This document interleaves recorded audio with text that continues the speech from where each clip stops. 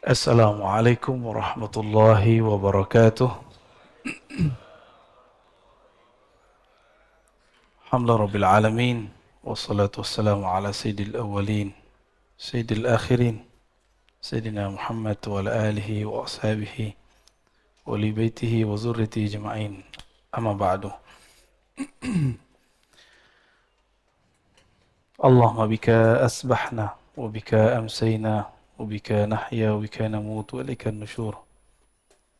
Bismillahilladzi la yadurru ma'a ismihi syai'un fil ardi wala fis samaa'i was-sami'ul 'alim.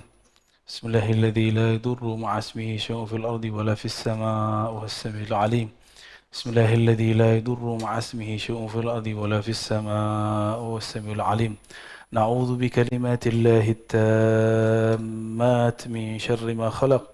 نعوذ بكلمات الله التامات من شر ما خلق نعوذ بكلمات الله التامات من شر ما خلق اللهم نسألك خير هذا اليوم خير فيه خير بعده ونعوذ بك من شر هذا اليوم شر ما فيه شر بعده إنك أنت علام الغيوب Amin ya rabbal alamin. Bapak Ibu, saudara sahabat yang karena Allah, insyaallah kita masuk ke kajian hikam.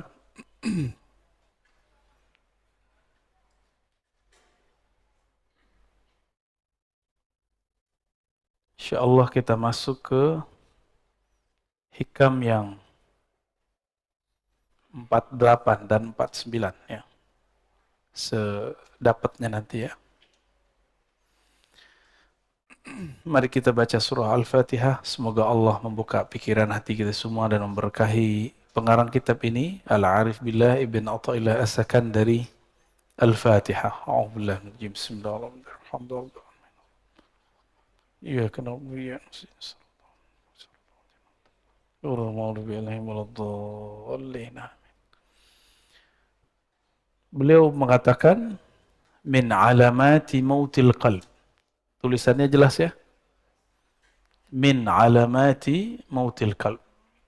Yang ini dia, yang saya kasih bintang. Min, di antara alamat, tanda-tanda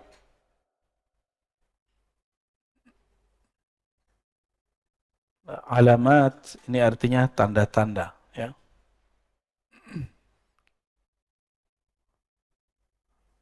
Jadi udah jadi bahasa Indonesia. Kalau dalam bahasa Indonesia alamat tempat alamat ini nih. Nah, jadi ada dua makna dalam bahasa kita. Alamat dari kata alam. Alam artinya tanda, ya. Di antara tanda-tanda mautil qalb, matinya qalbu. Jadi kalau kita ditanya kapankah kita mengetahui qalbu ini mati? Qalbu sudah mulai ada indikasi dia bakal mati. Jawaban beliau ada dua. Yang pertama, adamul huzni. Tidak ada huzn. Masih ingat nama kitab La Tahzan? Nih, huzn. Kata bendanya huzn. Tidak ada rasa sedih ala ma fataka minal muwafaqat. Terhadap taat yang engkau luput mengerjakannya. Ala ma fataka, terhadap yang telah luput darimu minal muwafaqat, daripada ketaatan. Ya, muwafaqat artinya ketaatan. Kita nggak tahajud atau nggak sempat witir, tapi nggak ada perasaan sedih. Bukan putus asa, sedih. Ya. Berarti kolbunya ada indikasi mati. Mati separuh lah, ya, mati seperempat lah. Ini mulai hati-hati. Apalagi yang disebut muwafaqat. Tahajud itu taatnya badan. Taat nafsiyah namanya. Muwafaqat ya. Ada yang di badan. Ada yang di akal. Kajian-kajian yang bermutu, kuliah-kuliah yang bermanfaat, itu amal juga, taat juga, tapi taat akliyah. Kita tidak mengikuti kajian-kajian bermutu, kuliah-kuliah yang bermanfaat, dan tidak merasa menyesal, nggak merasa sedih, berarti akalnya mati, gitu. Ya, malam tadi witir nggak? Hmm. Witir itu kalau di torikot saya wajib, bukan fardu, wajib. Jadi saya membedakan fardu dengan wajib. Fardu 5 waktu. Kenapa disebut wajib? Karena Nabi SAW, idza tarakahu qadah. Nabi jika meninggalkannya, Nabi mengqadanya. Dan mengqadanya lebih serius daripada salat-salat yang lain. Kalau salat yang lain itu masih ada opsi-opsi dari beliau. Dan wajib ini juga bisa diartikan sesuatu yang didisiplinkan. Jadi Nabi mengqada amal-amal sunnah yang sudah dibiasakan. Zikir pagi petang, ketinggalan nama kita, diqada enggak? Nah, zikir pagi petang ini sebenarnya ada tipsnya kalau kita lagi sibuk. Zikir pagi petang itu yang inti adalah subhanallah, alhamdulillah, la ilaha illallah, Allahu akbar, la haula wala quwata illa billah, salawat 100. Semuanya 100. Antum lagi sibuk 10-10.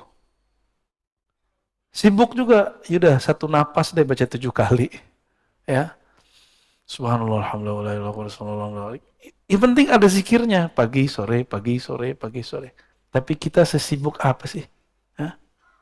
Kayaknya punya kesibukan apa gitu. Adakah sesuatu yang lebih menyibukkan dari Allah Subhanahu wa ta'ala? Apakah ada sesuatu yang lebih besar daripada Allah Subhanahu wa ta'ala? Saya capek, saya nggak sempat witir. Ya salah. Ya. Bisa capek-capek untuk dunia, tapi tidak mau berlelah payah untuk akhirat. Wajar kalau nanti di akhirat jadi miskin. Karena di dunia tidak mau kerja keras untuk akhirat. Orang yang malas-malas waktu mudanya, tuanya gimana? Ya kismin. Susah nanti, menyusahkan orang dia nanti. Orang-orang yang tidak belajar di masa mudanya, tuanya dia juga nyusahin orang alim. Tapi orang alim ini senang disusahin. Ya. Seperti orang tua senang kalau anaknya manja. Selama dia masih sanggup. Tapi, apakah itu berlanjut terus? Maka wajar Al-Quran itu nggak bicara ibtaghi minat dunya, ibtaghi dunya. Enggak, cari dunia, enggak ada ayatnya. Yang ada cuma ibtaghi fima atakallahu daral akhirah. Yang kamu cari akhirat, yang kamu berlelah, bersusah payah itu akhirat. Maka temukanlah akhirat kita di dalam pekerjaan. Saya sering menyebutkan, Bapak Ibu, temukan akhirat di dalamnya. Ada akhirat di dalam kerja kita. Tahmu di dunia, jangan kamu lupa. Nasib, nasib bahasa Arab artinya jatah. Al-Quran cuma mengatakan jangan lupa. Bukan berarti 50-50. Ini banyak juga ustadz nih nggak ngerti bahasa Arab, coba-coba nafsir. Ini dalil 50% akhirat, 50% dunia. Itu mentafsir dengan hawa nafsu. Dalam Al-Quran, siapa yang mentafsir birra'yihi, falitabawwa maq'adahu minan nar. Yang mentafsir sesuai dengan ra'yunya, hawa nafsunya, maka siap-siap tempat duduknya dari neraka. Ya, dari api. Hawa nafsu itu bisa hawa nafsu diri, hawa nafsu kelompok. Ini hati-hati nih. Ini hari tanggal berapa? Ini banyak juga orang lagi rame nih. Saya sudah jelaskan di banyak kesempatan dan saya nggak mengulang di sini ya. Dan nanti jangan ditanyain ya Pak Mirwan ya.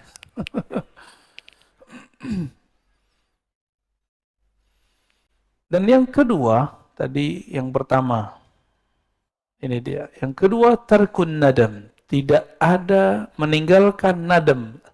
An-nadam artinya penyesalan. Ala ma fa'altahu min wujudiz zallat. terhadap yang engkau lakukan dari zallat. Seperti zallat, ketergelinciran dalam dosa. Ada perasaan nyesel nggak dengan masa lalu? Kalau ada, berarti kolbunya masih sehat. Ya. Semua kita punya masa lalu.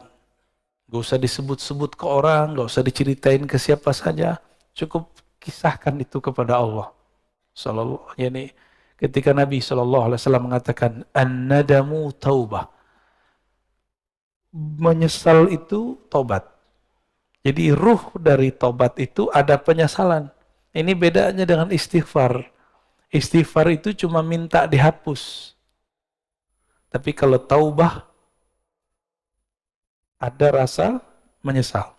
Jadi kayak kolbu kita remuk gitu rasanya. Kalau ingat, kolbu yang keras langsung menjadi pecah. Air mata pun bisa mengalir. Air bulu roma pun berdiri kalau ingat. Oleh karena itu, dalam latihan zikir kami, biasanya sebelum zikir kita cek kolbu itu pakai taubat. Jadi ntar diajak yang hadir zikir itu, ayo kita istighfar. Jika kolbunya tersentuh oleh istighfar, berarti kolbunya masih sehat. Kalau enggak, berarti ada masalah. Istighfar ini juga harus spesifik. Jangan doa doang yang spesifik. Ini kan beberapa ustadz mengajarkan jamaah doa yang spesifik. Oke, sebelum kamu doa yang spesifik, istighfar juga spesifik. Jadi sebutkan kepada Allah, ya Allah saya punya dosa ini. Dalam hati kita ngomong. Nah itu yang disebut ngaku, menyesal. Ya. Dan saya yakin yang hadir termasuk saya yang berbicara ini tidak ada yang dijamin dari maksiat. Dulu, sekarang, nanti. Kita nggak tahu ya. Oleh karena itu, buang-buang jauh rasa diri ini suci. Berarti kalau begini, orang-orang yang merasa sok suci, itu kolbunya mati. Walaupun zahirnya taat. Orang yang merasa sok suci. Siapa lagi? Orang yang merasa paling benar. Orang yang merasa paling benar tidak akan pernah menyesali perbuatannya. Benar nggak? Nah, ini sisi lain. Kalau tadi dosa zahir, sekarang dosa intelektual, dosa spiritual. Salah satu dosa spiritual, indikator kolbunya mati, dia tidak pernah menyesali pemikirannya. Tidak pernah insaf. Tidak pernah mundur, merevisi kata-katanya. Seorang Rasulullah masih merevisi kata-katanya, apalagi cuma seorang ustadz. Apalagi seorang pimpinan. Rumah tangga kah? Suami istri. Kita harus membuang ego itu. Jangan sok perfeksionis mengatakan, saya kalau begini ya begini. Itu namanya keras hati, bukan pendirian. Kalau jelas salah, katakan salah. Oh, berarti saya salah. Kok kolbu susah untuk mundur? Barangkali kita kurang mencahayai kolbu dengan nama Allah Al-Latif. Maka saya menyarankan diri saya sendiri dan antum semua, baca nama Allah Ya Latif. Imamuna Abdul Hasan Asy-Syadzili menganjurkan baca Ya Latif, ya. Ya Latif. Itu 129. Baru ada efeknya. Ya Latif, Ya Latif, Ya Latif. Wahai yang maha lembut. Wahai yang maha halus. Mata dipejam, dipanggil Allah dengan hati. Dan rasakan kolbu kita akan lama-lama lembut, lembut, lembut, lembut. Ya. Nanti antum akan gampang minta maaf. Jadi orang yang susah minta maaf, tuh ya latifnya kurang. Ya. Ini biasanya nih, ibu-ibu ya, selalu benar ya, kata bapak-bapak. Tapi saya ketemu kok perempuan yang gampang minta maaf. Tapi kalau kata kawan kita, kelar loh sama perempuan. Tapi itu bukan diskredit perempuan ya. Mungkin perempuan ini terlalu halus. Wallahu a'lam bishawab. Nah, Tapi Allah yang lebih halus, yang maha halus, pun menyebut dirinya afuwun, ghafurun, ghafarun. Ghafurun, ghafarun. Allah menyebut dirinya afu, maha pemaaf. Kenapa kita nggak pemaaf? Saya heran ada tokoh agama ngomong kalau kita disakiti, kita balas lebih jahat lagi. Kalau ada orang berbuat baik, kita balas lebih baik. Itu setan ngomong begitu. Separuh benar, separuh salah. Kalau ada orang menyakiti, tidak balas menyakiti, itu baru waliullah. Ya, kita dihujat nggak balas menghujat, ente wali. Wali Allah kan la yakhafuna laumata laim. Dia tidak takut cacian orang yang mencaci. Karena dia sibuk kolbunya dengan Allah. Mau orang caci maki, mau orang puji, kolbunya sibuk dengan Allah Subhanahu wa ta'ala. Ketika ada orang memujinya, dia memulangkannya kepada Allah. Jika ada orang mengkritiknya, mencacinya, maka dia pulangkan ke dirinya. Oh, mungkin aku yang buruk ya Allah. Mungkin ini teguran darimu. Maka seorang kekasih Allah, jikapun dia dicaci, dia dimaki, dia dikata-katain, dia tidak lihat antum yang ngata-ngatain. Yang dia lihat, mungkin ini teguran dari Allah Subhanahu wa ta'ala. Atau mungkin ini ujian. Saya emosi atau tidak? Ya. Gimana? Antum dicaci maki? Emosi, panas ya? Biasa ajalah ya. Rasulullah Shallallahu Alaihi Wasallam itu makhluk yang paling banyak dicaci. Benar. Oh, di Quran lengkap. Majnun, asatirul awwalin, dolla. Macam-macam. Nabi itu gila. Adakah cacian yang lebih tinggi dari gila? Gak ada, itu paling tinggi udah. Agak rendah dikit, asatir, awwalin. Suka mendongeng.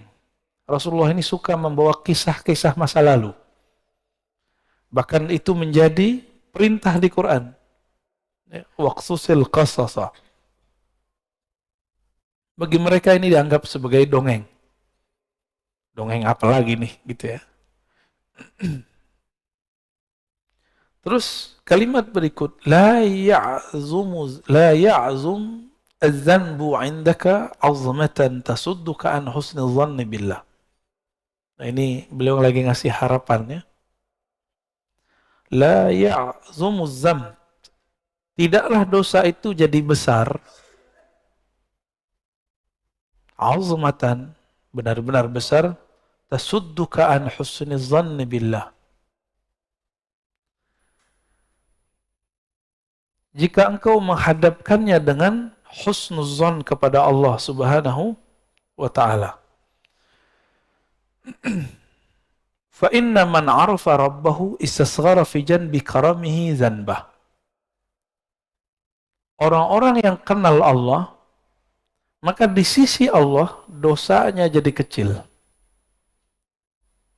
Ini ilustrasinya gini. Kalau kita punya cucu, punya anak, punya saudara, punya teman, nyenggol di jalan, atau jatuhin gelas di rumah, dia tamu kita, tamu teman lama, atau anak sendiri, jatuh gelas, digampar nggak? Minta ganti nggak? Anak sendiri, atau teman dekat, tamu. Tapi kalau bapak lagi masuk ke resto, ibu lagi masuk ke resto, mecahin gelas, ganti nggak? Karena nggak kenal, transaksinya saya beli, ya, saya bayar, saya jual, gitu. Nggak kenal, coba kalau kenal, digratisin nggak? Gratisin. Beberapa kali kita makan di mana digratisin. Pos mau bayar, udah ada yang bayarin Pak. Ternyata sohibnya. Ya. Ternyata sohibnya di samping kita nggak kenal. Tapi dia kenal. Kenal sama teman-teman saya. Nggak jadi bayar. Enak, tapi jadi nggak enakan. Mau datang lagi, wah nggak bayar nih. Jika kita kenal seseorang, dia berbuat salah, kita maafkan. Jika kita hubungannya, kita penjual, dia pembeli, kita gratiskan. Kalau antum kenal Allah, surga Allah nggak jual, Allah kasih. Tapi orang yang tidak kenal Allah, dia memikirkan, dia membayangkan bahwa dia sedang beli surga.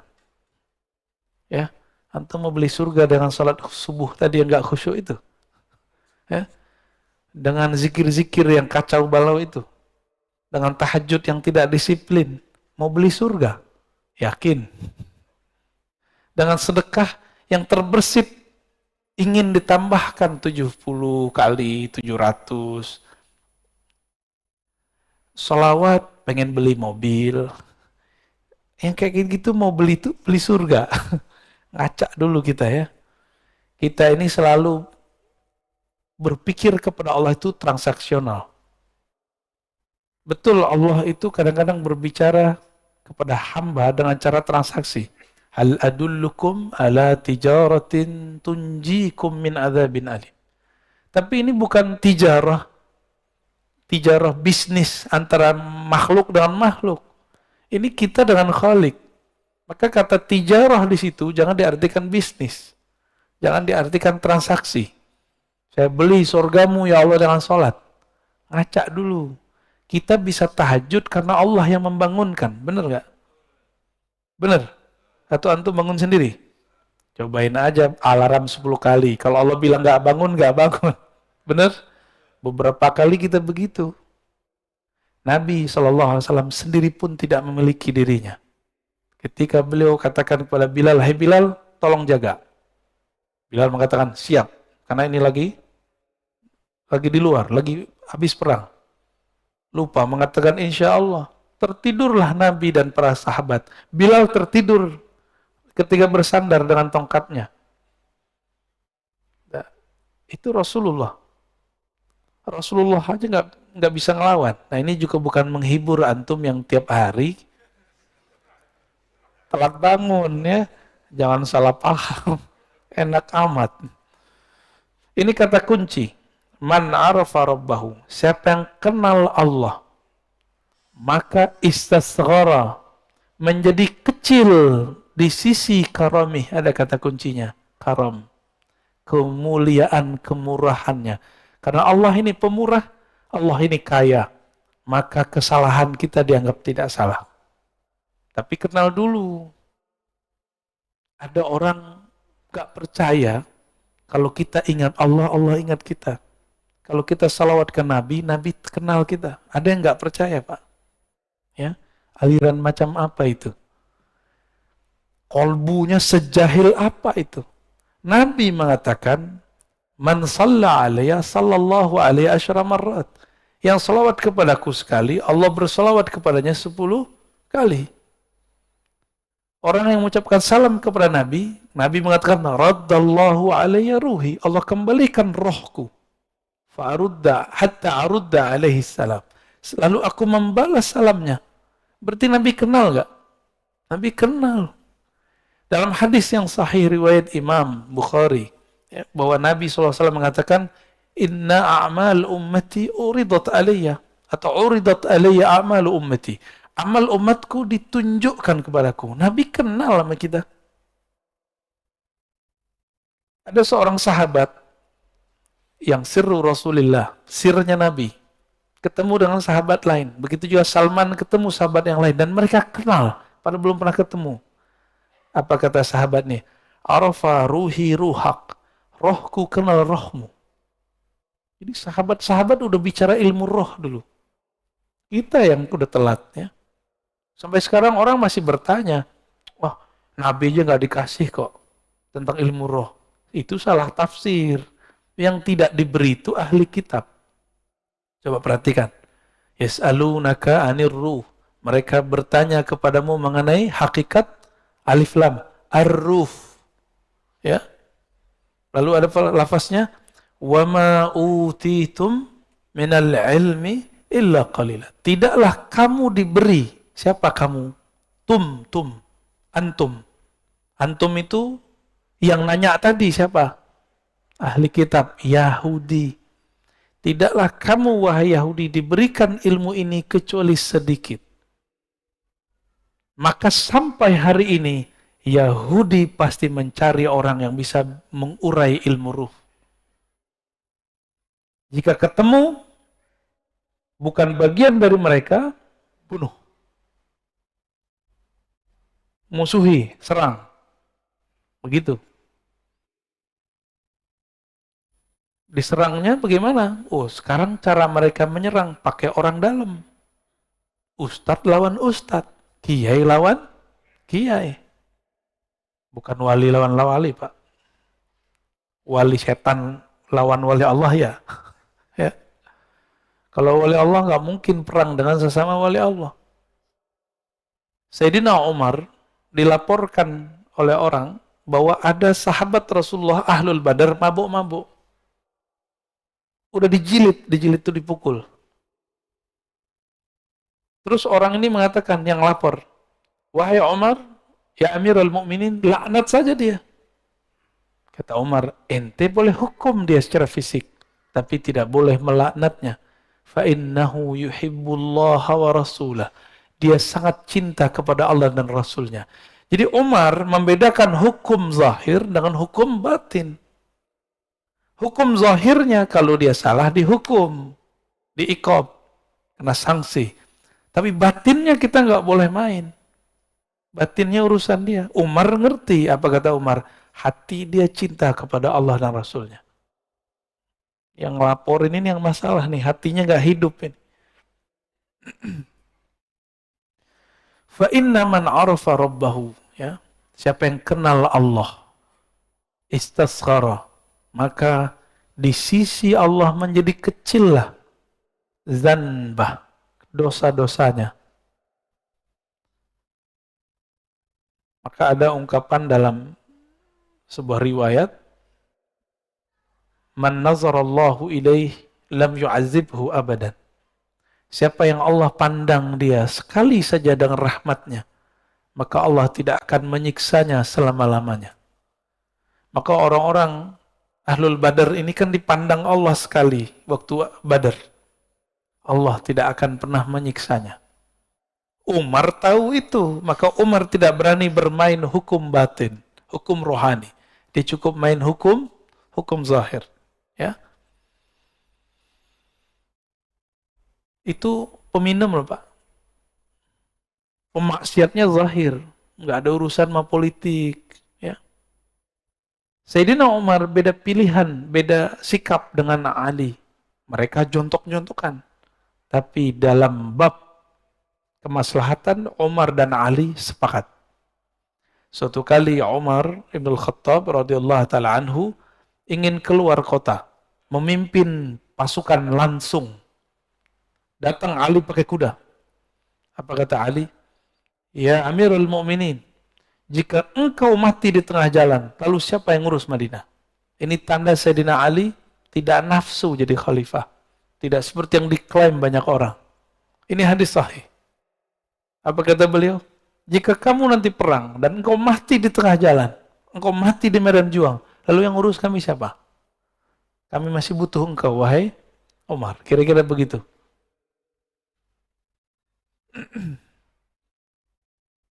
Jadi orang beda politik, tapi untuk maslahat bisa sama. Antum sudah berapa tahun nih beda politik, kok sampai sekarang masih tengkar aja? Ya? Katanya ngaji hikam, ya. Ngaji hikam tapi hati masih keras. Lembutinlah hati sedikit ya. Baik.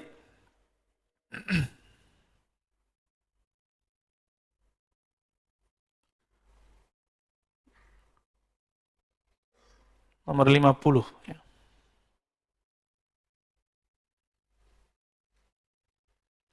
La saghirata, tidaklah dianggap dosa itu kecil, idza qabalaka adluh, jika engkau datang kepada Allah, lalu dia menuntutmu dengan keadilannya.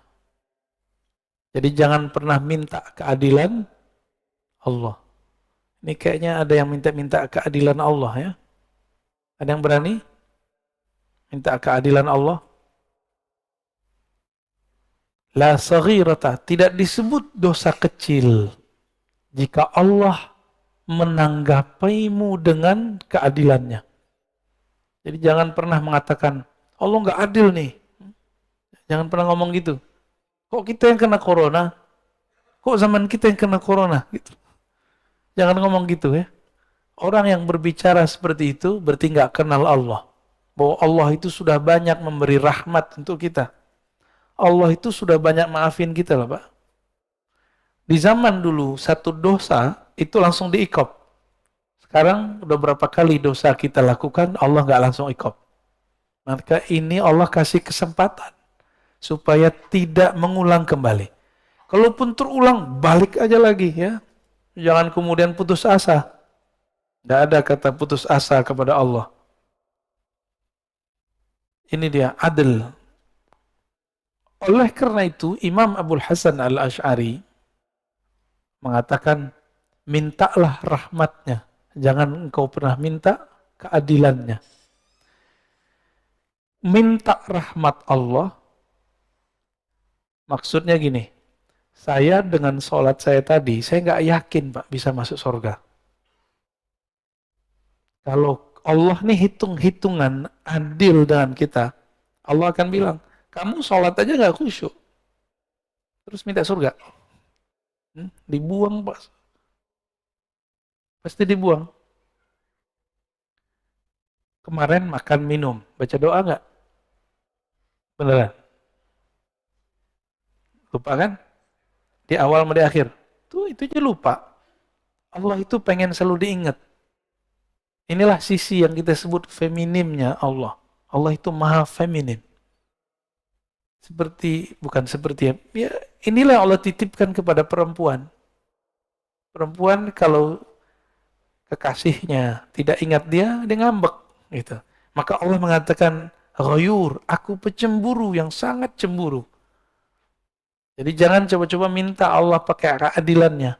Tapi mintalah Allah dengan kemurahannya. Wala kabirata. Tidak disebut kabir, dosa besar, kabirah.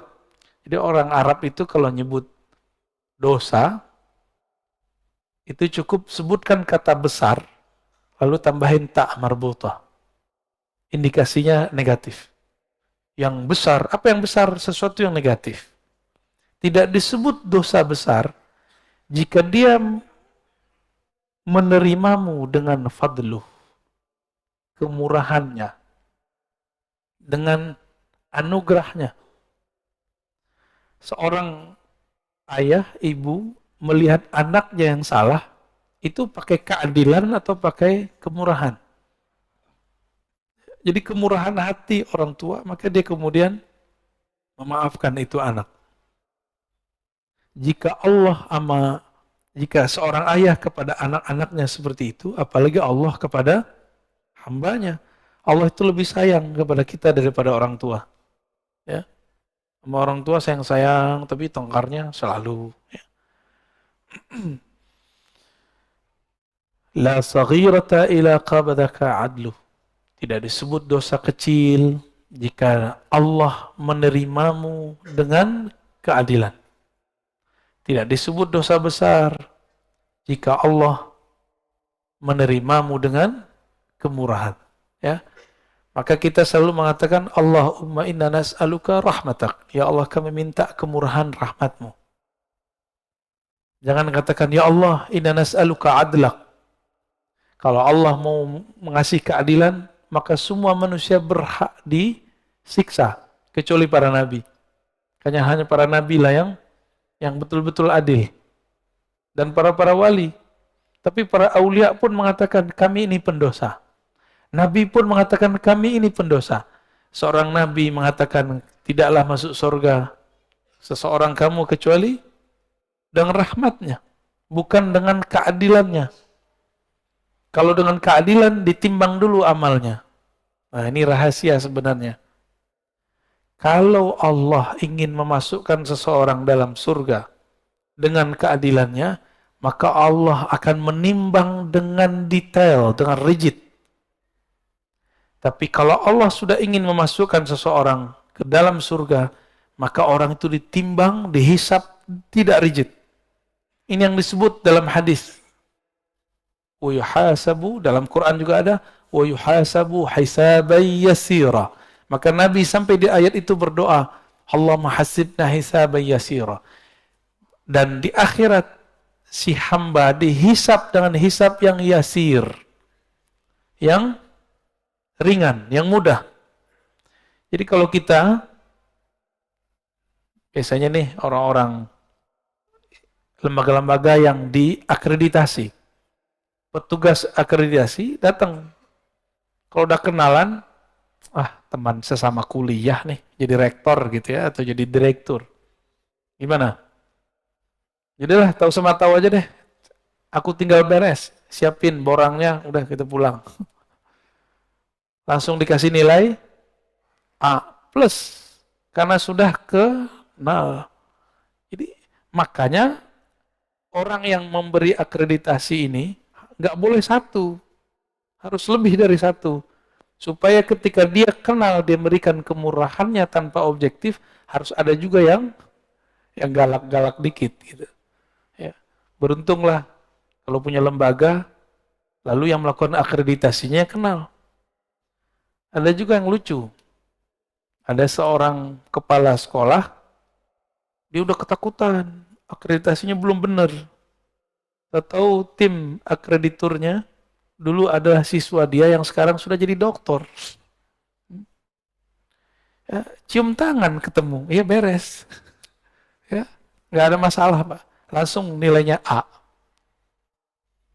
Kenapa? Cukuplah saya bukti bahwa sekolah ini bagus, kata anaknya. Wallahu a'lam bis-shawab.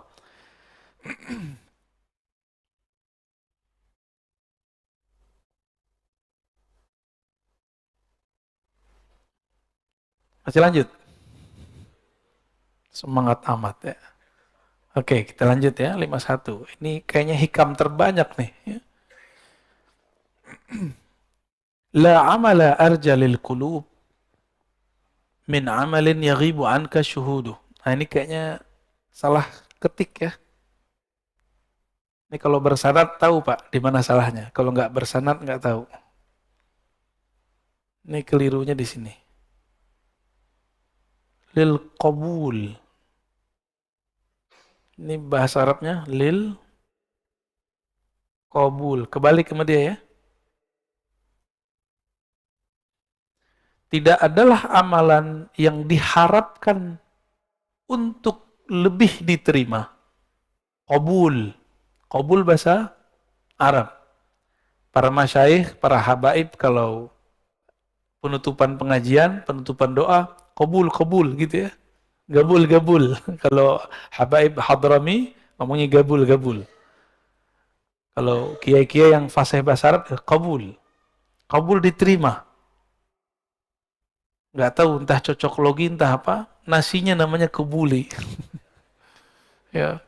Sepertinya cocok logi yang cocok ya.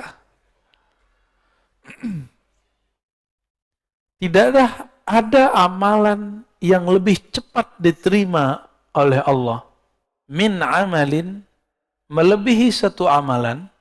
Amalan yang mana? Yaghibu anka syuhuduh. Ini cara nerjemah. Kalau ada yang bisa bahasa Arab, ini kata kerja, ini fa'ilnya, yang bekerjanya. Dahulukan ininya subjek, ini predikat. Jadi dalam bahasa Arab dibalik-balik. Amalan yang penyaksianmu terhadap amalan itu yaghib, hilang. Maksudnya apa? Kamu sholat tapi tidak merasa dirimulah yang sholat. Kamu sedekah, kamu merasa itu adalah harta dari Allah. Kamu guru, sukses mendidik murid, bukan kamu yang merasa dirimu sukses mendidiknya. Tapi itu adalah titipan dari Allah, dan Allah lah yang mengakhirat jiwanya. Kamu punya jasa, ngurus masjid, bangun yayasan, bikin pesantren, tapi kamu tidak memandang kamulah yang beramal.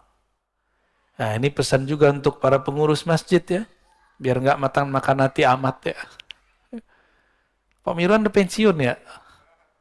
Waduh.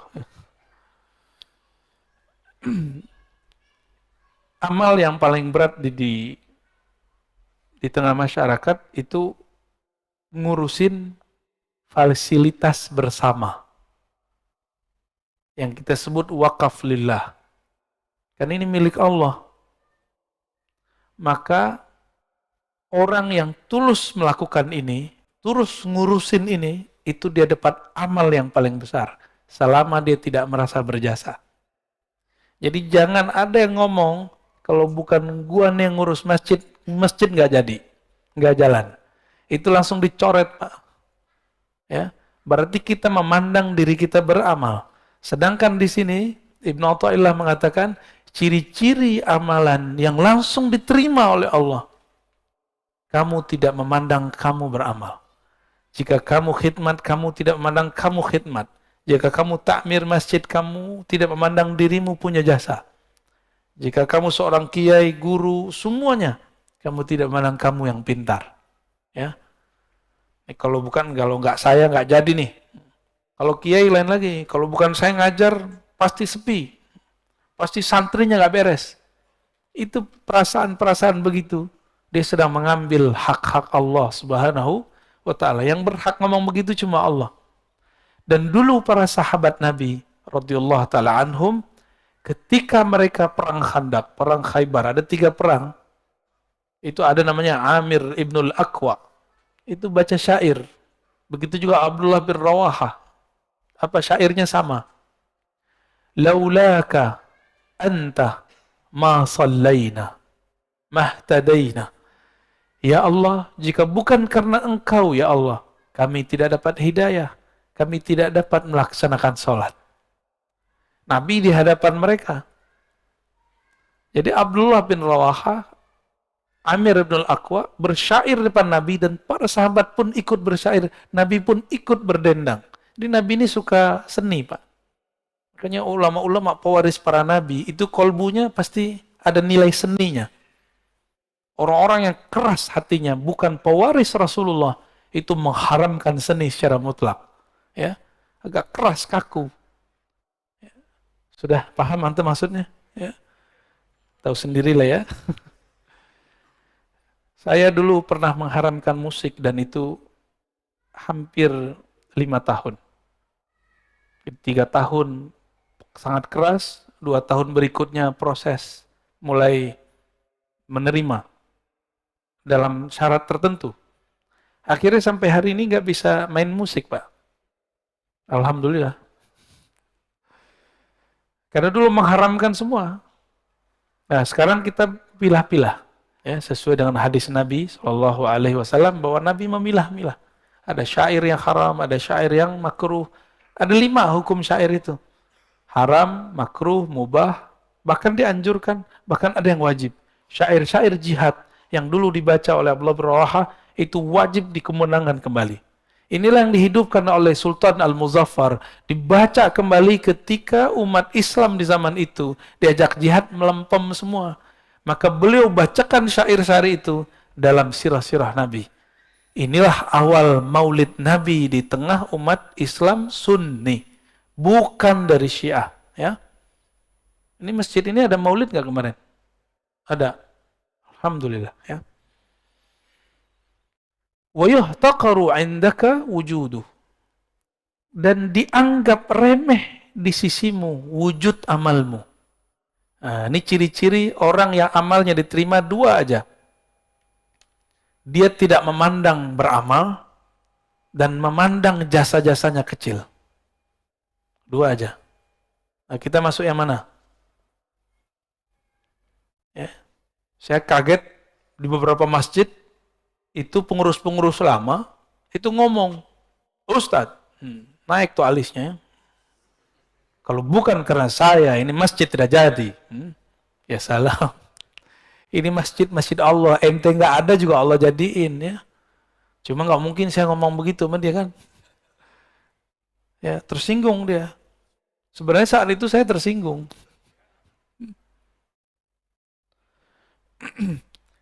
Ini ciri-ciri amal yang qabul ya. Qabul, amal yang diterima. Jangan dibaca kubul ya, terhilang wawunya. Kubul tempat keluar berak tuh. Ya. Nauzubillah, jangan salah baca ya. Inilah yang disebut dalam ilmu ma'rifatullah fana fillah. Yang orang sering nyebut fillah, bener gak? Gaya kayak ngerti aja ya. Sering nyebut begini gak? Fillah, lillah, billah. Kalau nggak ngerti gue jangan baca lah, malu kita. Ya, lillah aja gampang. Fillah jangan sebut. Fillah ini berat. Fillah itu dalilnya wa man jahada fina lanahdiyannahum subulana. Siapa yang mujahadah fina di dalam kami. Itu maksudnya apa tuh? Dalam cinta kepada kami. Menghilangkan dirinya dalam diri kami. Menghilangkan sama basarnya dalam sama basar kami. Menghilangkan amalnya dalam amal kami. Perbuatannya dalam perbuatan kami. Allah masih nyebut kami loh di situ. Lanahdiyannahum subulana. Kami baru tunjukkan jalan-jalan. Banyak jalan, bukan satu. Menuju kami. Ya, kalau syariat jalannya satu. Tapi kalau jalan rohani, kalau sudah dibuka jalannya banyak. Itu sebabnya banyak thariqat. Kalau mazhab cuma 4. 4 mazhab, syariatnya sama. Cuma pemahaman yang beda. Tapi thariqah bisa banyak. Thariqah sufi, thariqah para aulia. Karena dalil tadi. Lanahdiyannahum subulana. Ini pakai lam taukid dan nun taukid. Sungguh benar-benar kami akan tunjukkan jalan-jalan kami. Jadi banyak jalan menuju Allah. Siapa yang dia mendapatkan itu? Orang yang lebur, tidak memandang amalnya. Kita menyebutnya fana fillah. Fana, tenggelam, karam dalam Allah. Orang kalau sudah benar cintanya, egonya habis. Ini suami istri, mohon maaf ya yang sudah menikah. Antum belum benar-benar mencintai kekasih kalau masih merasa berjasa. Kalau masih butuh kata-kata terima kasih. Walaupun sehari-hari kita harus begitu. Kalau masih belum percaya dengan pasangan, pasangan kita keluar, mulai ada kekhawatiran. Ntar dia digoda ini, ntar dia ngelirik ini. Berarti kita nggak ada percaya sama dia. Betul, jangan percaya sama pasangan. Percayalah dengan Tuhan dia. Maka kalau pasangan kita keluar, kita katakan, ya Allah, aku titipkan pasanganku kepadamu. Aku titipkan anak-anakku kepadamu. Begitu. Guru dengan murid sama. Guru capek kalau semua urusan murid diurus sama dia. Urusan dunia, akhiratnya, lelah. Maka seorang guru nggak boleh juga jumawa. Ya, nggak boleh juga merasa sok berjasa. Dia cukup katakan, ya Allah, hanya engkau yang urus mereka. Bapak ini kan banyak pengalaman rohaninya. Juga banyak bebal rohaninya. Ya. Itu kalau satu-satu saya harus dengerin curhatnya, telinga saya hilang sebelah kali Pak. Ya. Nggak mungkin. Maka Bapak curhatlah kepada Allah. Saya pun mendoakan semoga kita diterima oleh Allah Subhanahu wa Ta'ala. Udah syuruk Pak. Jadi ciri-ciri amal diterima apa? Jadi ilmu tasawuf, ilmu mengetahui amal diterima apa enggak. Nanti antum coba lihat. Barusan subuh merasa soleh nggak? Merasa dapat pahala dunia dan seisinya nggak dengan sholat sunat tadi? Aneh nggak yakin. Orang takbir aja nggak jelas. Takbir aja ngantuk-ngantuk. Ya. Baru ingatnya pas assalamualaikum. Baru ngeh gitu. Jadi gerakan itu cuma karena sudah biasa. Jadi kayak orang silat, kalau sudah mulai takbir, ngikutin aja. Begitu kita tidak kuat menahan gejolak pikiran itu kemana-mana. Tanda bahwa kita ini tidak bisa menguasai diri sendiri. Terus antum menguasai orang lain. Ya.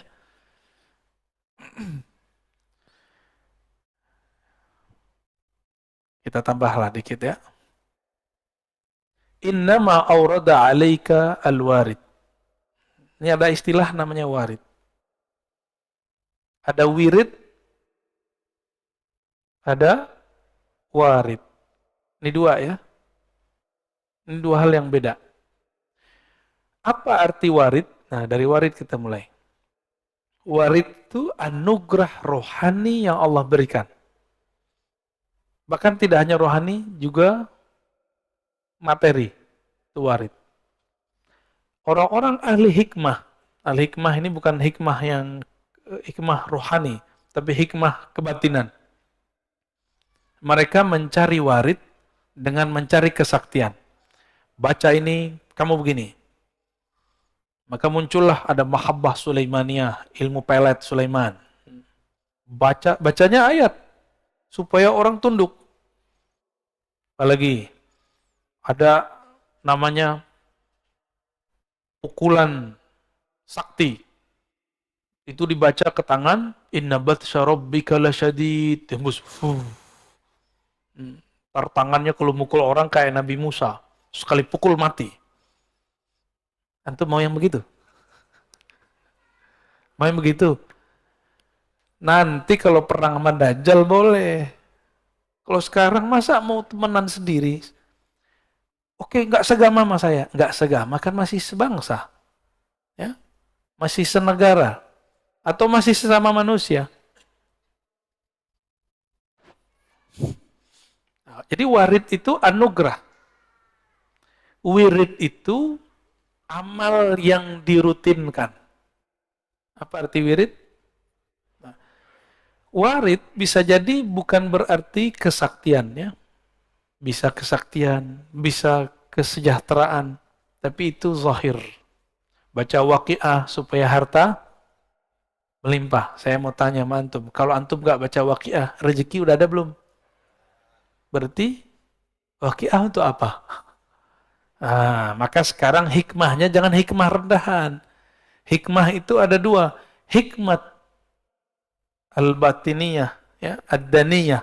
Hikmah kebatinan yang rendah. Ada hikmah al-batiniyatul ulya, al-a'la. Hikmah yang tinggi. Apa hikmah yang tinggi? Saya sadar, tanpa saya baca waqiah pun Allah sudah kasih jatah rezeki. Lalu waqiah itu untuk apa? Ternyata waqiah itu diajarkan oleh para ulama dari dulu. Di situ ada ayat-ayat tauhid tentang akhir zaman, tentang surga neraka. Lalu di situ ada tentang tauhid. Ada 4 pertanyaan. Paham di situ, orang akan mengerti hakikat rezekinya. Di situlah baru rezeki terasa lancar. Itu rahasia al-waqiah ya. Arti wirid apa arti wirid tadi?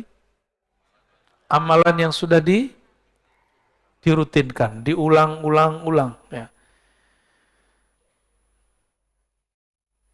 Orang awam berpikir saya beramal lalu saya diberi anugerah. Tapi orang yang kenal Allah berpikir anugerah itu turun sehingga saya dapat beramal. Beda.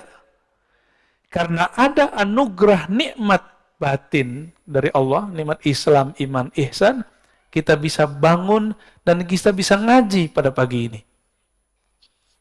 Benar. Jadi antum bisa bangun pagi ini, itu karena 3 nikmat tadi. Islam, iman, ihsan. Kalau nggak ada nikmat ihsan, nggak akan tahan. Ya. Bangun jam berapa tadi Pak? Ada yang jam 2. Ada jam 3. Ya. Yang ini tadi, itu ngantuk-ngantuk gitu. Jam 1 dia bangun tadi tuh. Mau nemenin saya jam 1 dia bangun. Paling jauh nih Pak, nggak tahu. Antum ada yang lebih jauh nggak? Bekasi. Hah? Bekasinya nggak tahu, ujung kali ya. Jadi kita diberikan nikmat. Dengan nikmat itu kita bisa taat.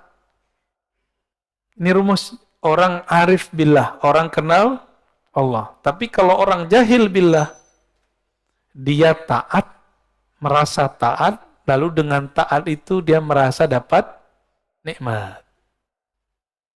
Ini kalau saya nggak sholawat nih, masjid nggak rame.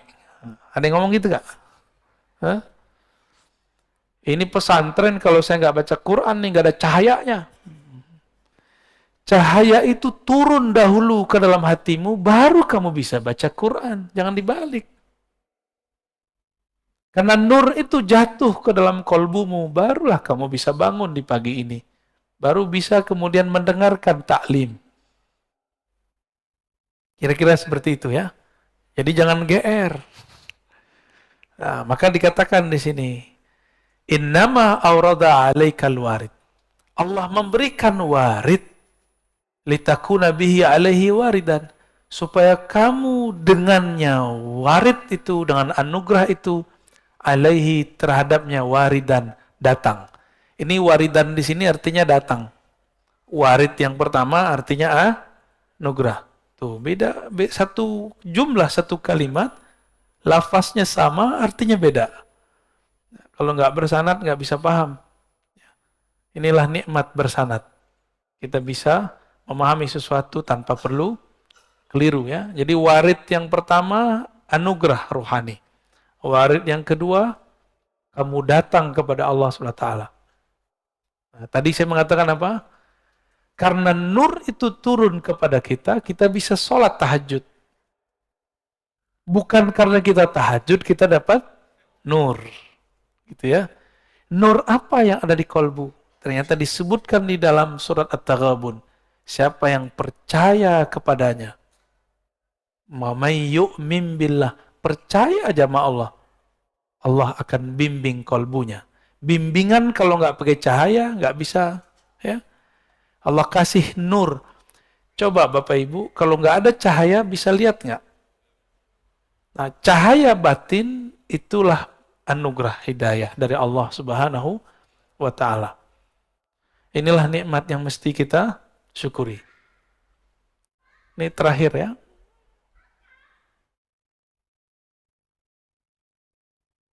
Aurada alaikal warida. Dia memberikan kepada kamu warid.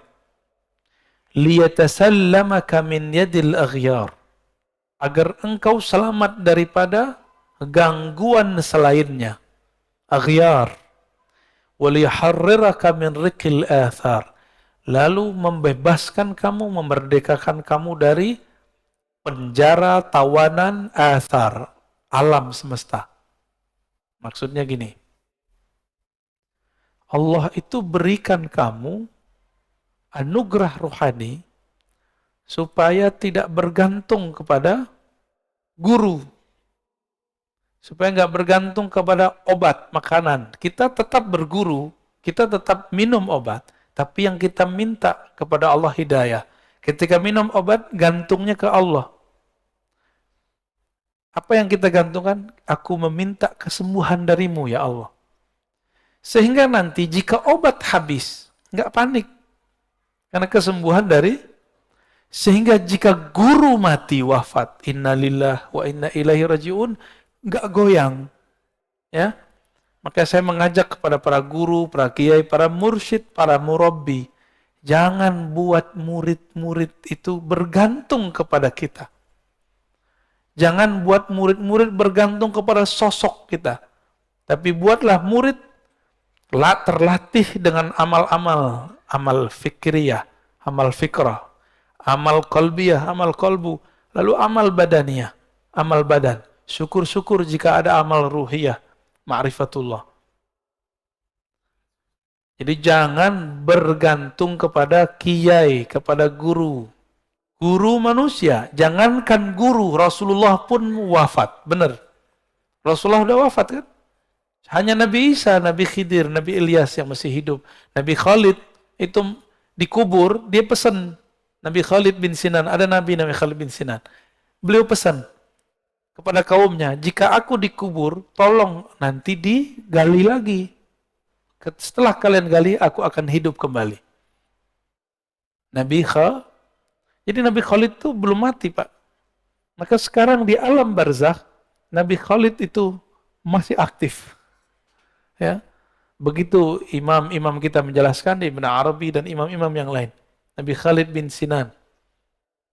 Jadi masih ada Nabi di alam. Nah, itulah yang diungkap dulu oleh Allah Yarham Al-Habib. Siapa yang baru meninggal itu? Yang majzub juga? Ja'far Al-Kahf ya. Antum percaya atau tidak, dia mengislamkan orang di dalam kubur. Itu ilmu asrarnya Sayyidina Khalid alaihissalam. Jadi kalau nggak lapor ke Sayyidina Khalid, nggak punya koneksi rohani kepada beliau, nggak akan bisa mengislamkan orang dalam kubur. Sulit dibayangkan pakai akal, karena ini bukan wilayah akal, ini wilayah rohani. Jadi jangan usah dipikirin ya. Ya. Banyak orang mikirin, akhirnya mereka nggak percaya dengan kajian kita. Apa kata mereka? Belum dengar utuh. Ar-Razi ini mempercayai ada orang gila jadi wali. Ya salam ya. Kapan kita bilang orang gila jadi wali? Pernah nggak antum dengar saya mengatakan orang gila jadi wali? Ada nggak? Jangan-jangan yang bilang dia gila tuh gila ya. Nggak ada kita pernah mengatakan itu. Kita mengatakan ada kekasih Allah, kolbunya bercahaya dengan cinta Allah, ketutuplah akalnya. Orang-orang melihat dia gila, dia bukanlah gila. Lalu siapa yang tahu dia bukan gila? Sesama wali. Sesama kekasih-kekasih Allah atau murid-muridnya wali. Itu udah Allah yang atur memang. Ya. Habib Ja'far masih ingat nggak? Kalau baca Fatihah nggak jelas. Al-Fatihah. Itu orang kalau nggak ngerti, Pak. Ya, masa walinya Aswaja begini nih ya. Nah, kira-kira begitu. Jadi semua yang kita lihat zahirnya belum tentu seperti yang terlihat. Banyak kok yang kelihatan baik, batinnya rusak. Banyak yang kelihatannya rusak, ternyata batinnya bagus. Mulailah semenjak hari ini, pagi ini, melatih sir rahasia di kolbu ini, memandang orang dengan kebaikan. Ya, untuk ada intel di sekitar kita, itu kita baik-baik aja sama mereka ya. Mereka kan intel itu manusia juga. Ya, kalau kita baik, terus kolbunya kayak ke bawah. Insya Allah. Intel yang bahaya itu intel setan. Ya. Kalau intel dunia mah, ya masih gampang, Pak. Intel setan nggak bisa berubah-ubah. Kerjanya ngadu domba. Nanti dia bawa, setan tuh tubuh manusia. Nanti datang ke ustadz apa, diceritakan yang bukan kita, tapi si ustadz tuh nanti benci kepada kita. Berhasil lah. Menjawablah ini dua ustadz. Tengkarlah, umat pusing. Seneng gak setan? Antum mau kami begitu?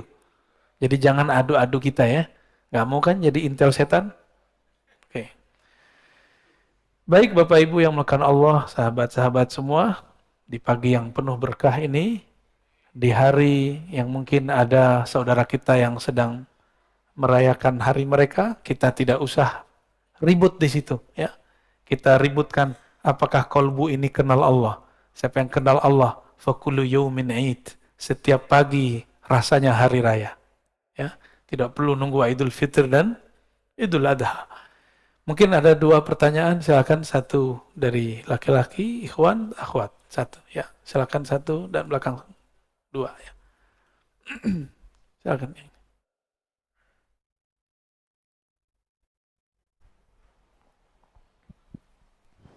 Bismillahirrahmanirrahim. Assalamualaikum warahmatullahi wabarakatuh. Assalamualaikum. Ini yang terakhir tadi menarik sekali Ustaz, bahwa mengislamkan seseorang di dalam kubur. Sementara kita tahu bahwa seseorang yang telah meninggal itu putus, kecuali ada tiga.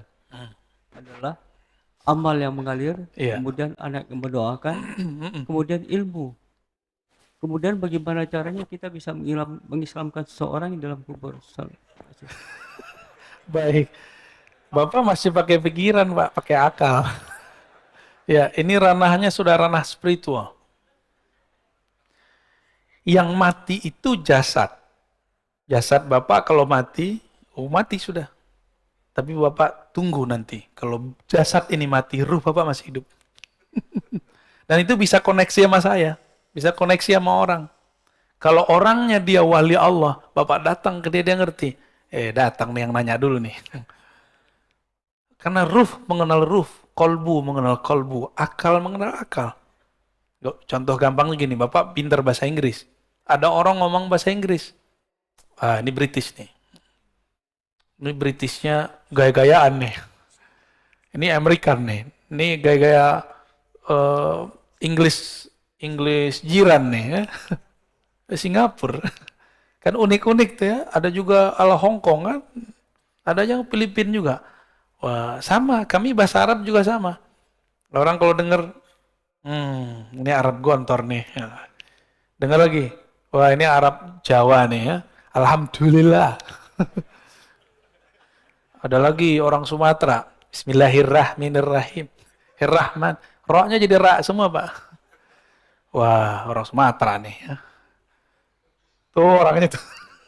Kalau baca Assalamualaikum dengerin dia Pak, lucu Pak. Assalamualaikum warahmatullahi wabarakatuh. Kita jadi ngerti karena sering dengar. Orang-orang yang ahli rohani, mereka sudah terlatih rohaninya. Meskipun tubuh ini sudah hancur, dia masih hidup. Dan ahli-ahli rohani ini, sebelum meninggal, dia sudah meninggal duluan. Ini yang disebut mati sebelum. Makanya Sayyidina Umar diberi gelar oleh Nabi Muhaddatsun. Orang yang diajak Allah bicara. Jangankan cuma ruh, Allah aja bicara sama dia. Makanya ada 3 hukum dalam Al-Quran, itu lewat kalam Umar. Hukum jilbab salah satunya. Dulu istri Nabi gak pakai jilbab. Gak ada. Rambut terbuka. Karena dulu yang pakai hijab itu adalah ahli kitab. Walaupun sekarang gereja-gereja, sinagog udah nggak pakai hijab kecuali beberapa ortodoks, ya masih pakai hijab.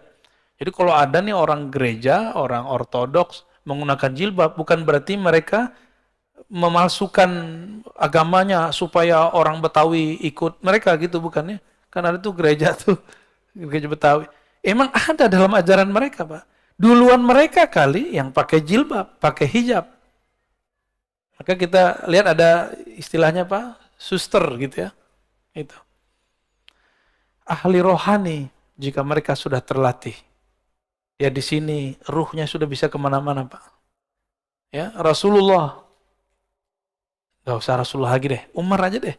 Umar lagi khutbah, dia kirim panglima syariah di Irak, 2 bulan perjalanan, suaranya kedengeran sampai ke sana. Karena si Sariyah juga seorang wali, kata Umar, ya Sariyah al-Jabal, wahai Sariyah, naik ke gunung. Umar nggak pakai satelit, tapi dia tahu di belakang bukit ada musuh. Kalau si Sariyah ini jalan biasa aja, pasti disergap. Maka naik. Ini adalah teknik saingannya Umar, namanya Khalid. Khalid bin Walid ini kan Umar 2. Umar kedua. Jadi kecerdasannya hampir sama. Khalid bin Walid untuk mengalahkan umat Islam waktu perang Uhud pakai teknik itu, naik ke atas. Maka Umar mengatakan, ya Sariyah al-Jabal, kedengeran Pak, itu telinga ini mungkin nggak dengar. Orang di sudut sana, saya udah nggak dengar ngomong apa. Tapi Bapak bersih di hati, sampai ke hati saya. Kalau hati saya benar. Ya, kalau hati saya benar, Pak. Kalau hatinya lagi galau, ya sama-sama gelap. Mengislamkan. Nah, ini kata mengislam di situ tidak boleh juga diartikan secara harfiah. Bisa berarti mendoakan. Jadi kalau saya dalam kacamata zahir sebagai santri hadis, saya mengartikan Habib Ja'far mendoakan. Contohnya gini, Nabi dengan Ibnu Abbas tiba-tiba berhenti di depan ada 2 kubur. Itu kubur kan non muslim, ahlu kitab itu. Satu suka gosip, satu buang air tanpa istinja. Nabi kemudian menancapkan 2 pelepah untuk meringankan. Nah, ini kata kunci. Jadi siksaan terhadap orang kafir pun bisa diringankan. Itu dalilnya Pak. Kan nggak disebutkan di hadis itu kalau mereka muslim. Nggak disebutkan. Itu kalau versi saya ahli kitab. Berarti non muslim, benar nggak? Orang nggak percaya kepada Rasulullah SAW, Nabi kasih. Mungkin ada riwayat versi lain yang menyebutkan mereka muslim, tapi saya tidak yakin. Ya. Nah, jadi maksudnya seperti itu, Pak. Kalau Bapak susah memikirkannya, kita kurangin maknanya dikit. Ya, itu namanya mazhab ta'wil. Silakan di belakang ada yang nanya. Bantu panitia, akhwatnya.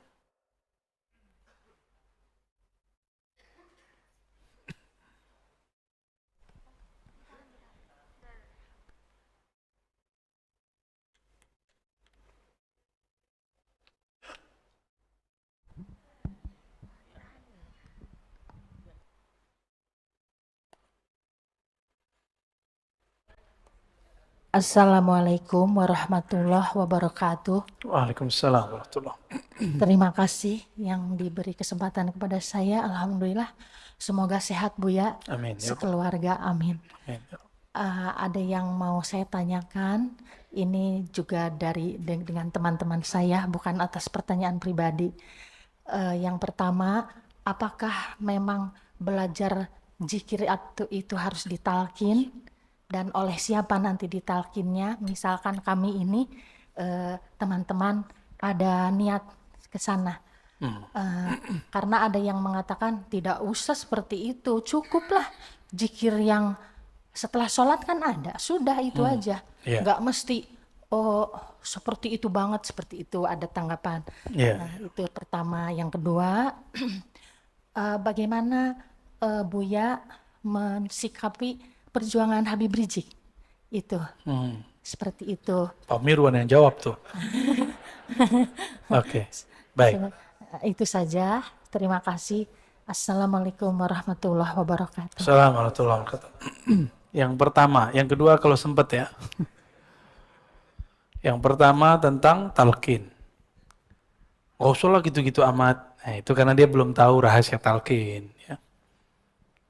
Kalau kita mau tanya masalah zikir, jangan dengerin komentar orang awam.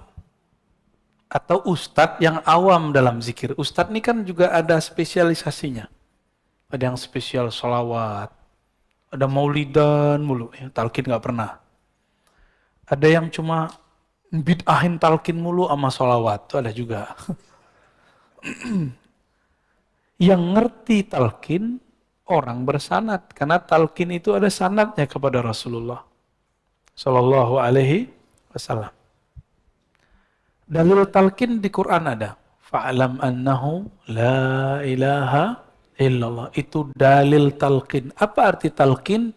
Memberi bimbingan, memberi pengajaran kepada orang mengenai hakikat la ilaha. Talqin ini ada dua, talqin ilmu, talqin zikir. Quran ada namanya metode talqin. Benar. Jadi sebenarnya kita sudah dapat talqin Quran. Kalau nggak ditalkinkan Quran oleh guru, kita nggak akan bisa baca Quran. Jadi Bapak Ibu ini dari dulu bisa baca Quran karena ditalkinkan. Talqin itu beliau baca, kita ngikut. Abatasa, kita ulang. Abatasa, itu talqin baca Quran, talqin ilmu. Ya, atau nggak usah belajar ya. Yaudah di rumah aja baca Iqra sendiri di rumah ya, baca Quran sendiri di rumah. Jadi orang-orang komentar begini, dia nggak ngerti apa yang sedang dia komentari. Saya udah sering menyampaikan ini, tolong diingat-ingat. Wala taqafu ma laysa laka bihi ilm. Surat Al-Isra. Jangan kamu komentar, jangan berpendirian terhadap hal-hal yang kamu tidak mengerti.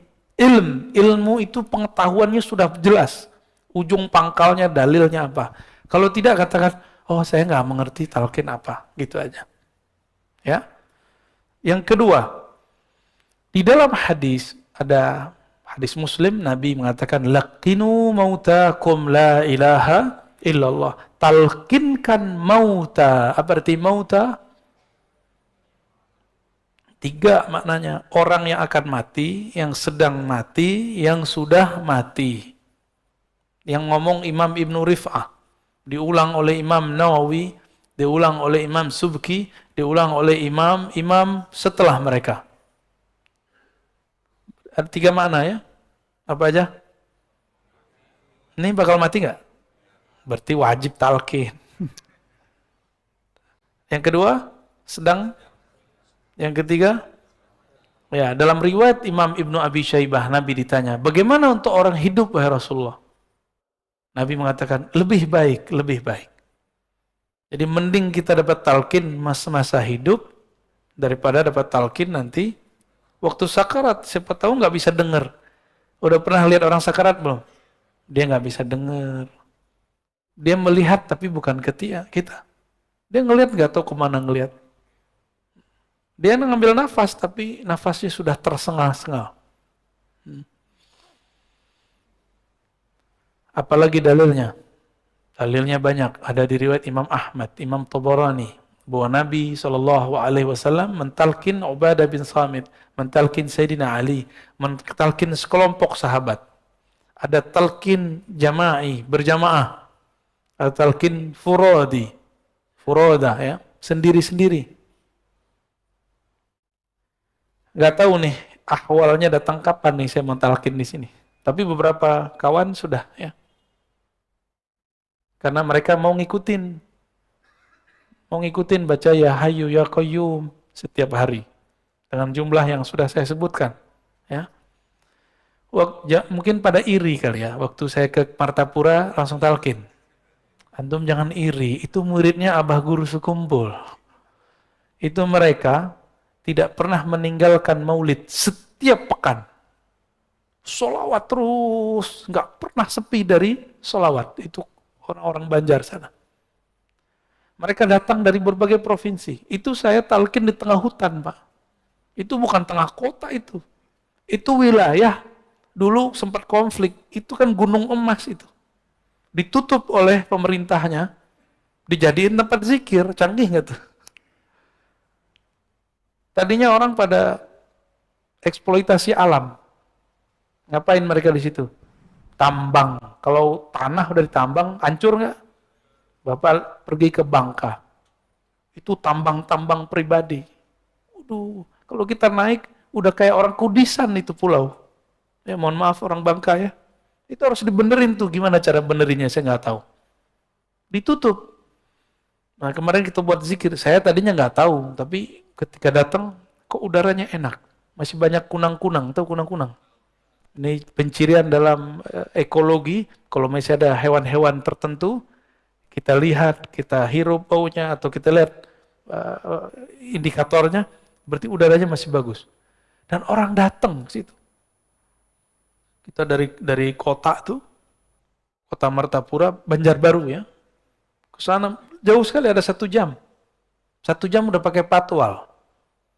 Orang datang dari Sampit, dari Palangkaraya, dari Pontianak, dari Balikpapan, itu datang Pak, dan itu muridnya Abah Guru Sekumpul semua, muhibbin mereka.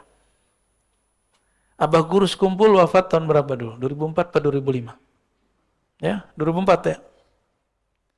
Jadi mereka santri beliau, kalau setiap kali ada haul namanya, itu ramainya bukan main, jutaan. Pejabat aja nggak bisa masuk. Jadi mereka sudah muhibbin kepada wali Allah namanya, Abah Guru Sekumpul itu wali Pak, la syak, bila niza', ya, nggak ada syak lagi. Karena wali itu penciriannya bukan kesaktian, tapi kenal kepada yang mengangkat dia jadi wali. Siapa yang angkat dia jadi wali? Allah. Kenalnya, ma'rifatnya luar biasa. Kemudian yang ketiga, di sana murid beliau, salah satunya Tuan Guru Wildan namanya, itu sudah mengijazahkan talqin secara ilmu hadis. Lah saya malulah, guru kita sudah mentalqin ijazah, tapi saya kok nggak ngasih talqin. Gitu. Antum doa aja lah ya, yang banyak. Semoga nanti aneh mau talqin di sini ya. Ya, insya Allah sekali sebulan kalau umur kita panjang, kita nanti akan ada masa kita talqin zikir di sini. Ya, tahu kenapa saya belum talqin juga? Karena masih ada sir yang masih belum terima. Masih ada mikir. Kayak tadi. Ya zikir-zikir aja kayak habis sholat gitu. Dia lupa. Dia zikir ba'da sholat. Itu juga ditalkinkan oleh imam. Itu talkin tuh. Imam mengatakan. Astagfirullah. Itu talkin itu Pak. Cuma talkin am. Bukan talkin khas. Talkin yang dimaksud talkin khas. Walaupun berjamaah. Di berjamaah nih, Tapi tekniknya khusus.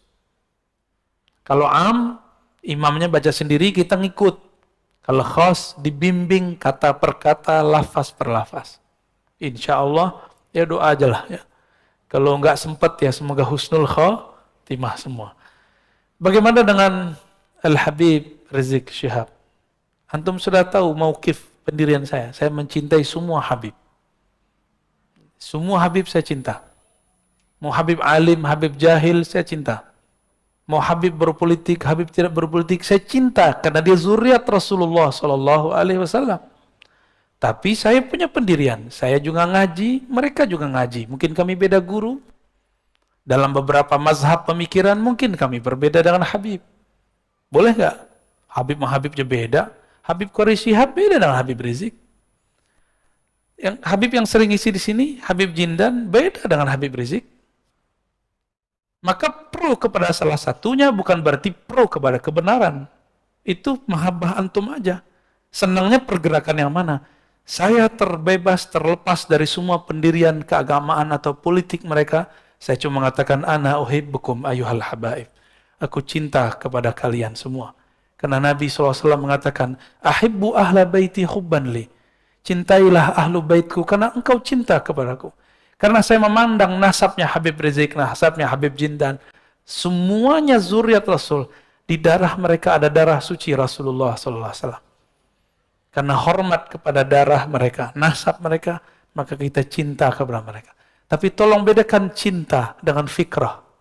Ya, kita doakan semoga Habib-Habib kita dijaga oleh Allah. Dalam perbedaan mereka, dalam perseteruan mereka, semoga Allah tetap rahmati kita semua. Negeri ini kalau nggak ada habaib, nggak ada Islam. Itu Wali Songo. Semuanya yang masih diperdebatkan ini Sunan Kalijaga. Apakah beliau zuriat atau tidak? Ya. Semuanya zuriat Rasulullah Sallallahu Alaihi Wasallam. Paling ada Prof. Slamet Mulyana dulu klaim itu keturunan Cina. Kalaupun dia campuran, tapi nasab ayahnya zuriat Rasulullah. Sunan Gunung Jati, namanya apa? Asy-Syarif, pakai alif lam. Asy-Syarif Hidayatullah. Kenapa disebut Sunan Hidayat Jati? Ini Jati orang Cirebon. Jati, Jati, Zati. Sunan yang mabuk dalam ma'rifat zat Allah. Maka nama beliau Sunan Hidayat. Hidayat zat Allah. Itu maksudnya. Itu bukan cocok logi, Pak. Beliau nggak pernah nanam pohon jati, nggak ada. Salah paham itu, ya. Nama asli beliau Asy-Syarif Hidayatullah. Asy-Syarif keturunan Hasan. Ada Syekh Jumadil Kubra. Ada Maulana Malik Ibrahim. Ada Maulana Ibrahim As-Samarkandi. Itu Ibrahim aja ada dua. Di Tuban itu ada namanya Maulana Ibrahim As-Samarkandi. Hampir semua kiai-kiai tua di Jawa keturunan beliau. Makanya Gus itu tadi bukan Gus, Gus itu Sayyid aslinya. Raden itu artinya Sayyid. Dan ternyata Paku Buwono keberapa? Ke-9 keberapa? Itu masih zuriat. Dan di Solo juga ada perkawinan campuran antara sultan-sultan dengan ya mungkin istri-istrinya saya nggak tahu. Karena ketemu wajah mereka, saya bilang, ente Habib, Sayyid. Enggak, aneh keturunan Solo, gitu. Aneh keturunan ini, segala macam. Ya. Dan kita cinta mereka semua. Di Pontianak ada kesultanan. Ya, Al-Qadri. Itu zuriat Rasulullah. Sampai ke Ambon, baik Ambon Selatan, Ambon yang sekarang, ataupun Halmahera. Itu zuriat Rasulullah SAW. Itu mau kemana? Yang bikin kesultanan dulu di negeri ini, Kesultanan Banten, Sultan Hasanuddin, itu zuriat Syarif Hidayatullah. Ya? Mau apa lagi? Semuanya masih zuriat. Jadi kalau kita ini kurang ajar sama mereka, takutnya Rasulullah murka sama kita.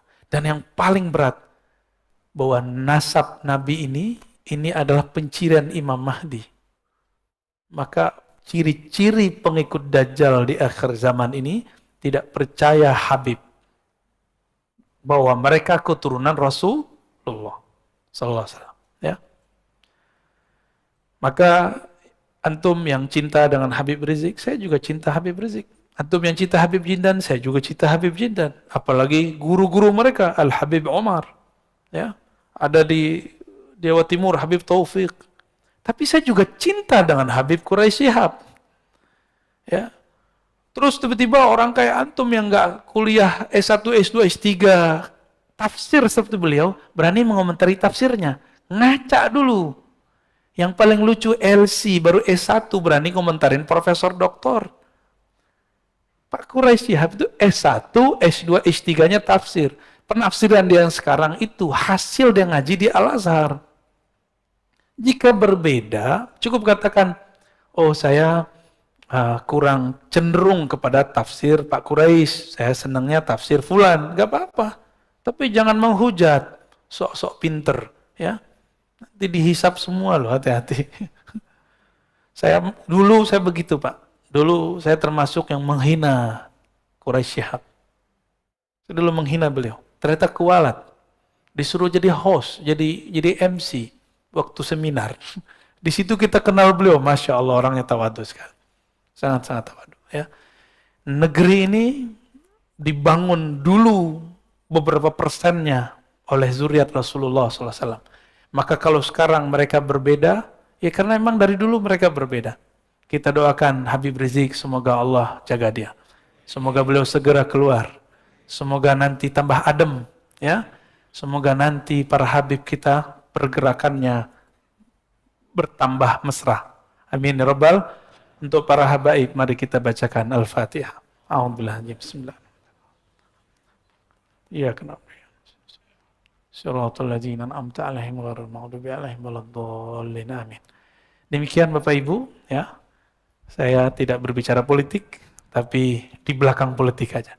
Semoga kajian ini diberkahi Allah, kita yang hadir, semuanya dipandang dengan ridhonya, dengan rahmatnya. Amin ya Rabbal Alamin.